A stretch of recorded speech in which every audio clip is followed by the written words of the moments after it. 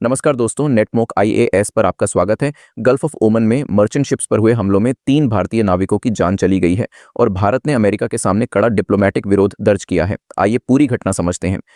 10 जून की शाम US military के सेंट्रल कमांड यानी CENTCOM ने गल्फ ऑफ ओमन में MT सेटेबेलो नाम के टैंकर पर प्रिसिशन स्ट्राइक की। यूएस का दावा है कि पलाव फ्लैग वाला यह जहाज ईरानियन ऑयल ले जा रहा था और यूएस फोर्सेस के निर्देशों का पालन नहीं कर रहा था। जहाज पर कुल 24 क्रू मेंबर सवार थे।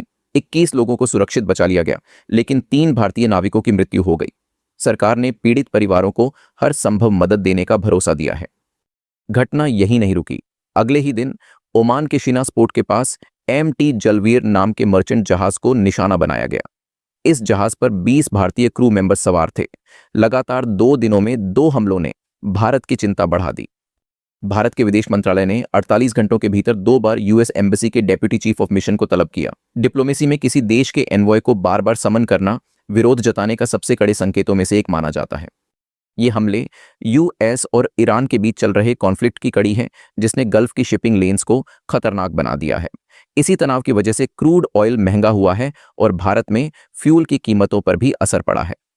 नक्शे पर देखें तो gulf of Oman straight of Hormuz के जरिए पर्शियन गल्फ से जुड़ता है, दुनिया का सबसे अहम ऑयल चोक पॉइंट, जहां से करीब 1/5 ग्लोबल ऑयल गुजरता है।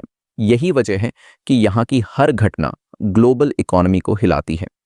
एग्जाम के लिए याद रखें, समनिंग एन एनवॉय एक अहम डिप्लोमेटिक टूल है। गल्फ ऑफ ओमान और स्ट्रेट ऑफ हॉर्मुज की ज्योग्राफी, समुद्री सुरक्षा और भारतीय नाविकों की सुरक्षा, ये सब GS पेपर 2 और 3 दोनों में पूछे जा सकते हैं।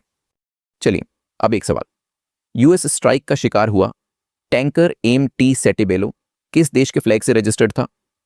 A Panama, B Liberia, C पालाओ, D Marshall Islands. अगर आप यूपीएससी एस्पिरेंट हैं तो अपना जवाब कमेंट सेक्शन में जरूर लिखिए। देखते हैं कितने एस्पिरेंट्स सही जवाब देते हैं और डेली करंट अफेयर्स के लिए नेटमोक IAS को सब्सक्राइब करें।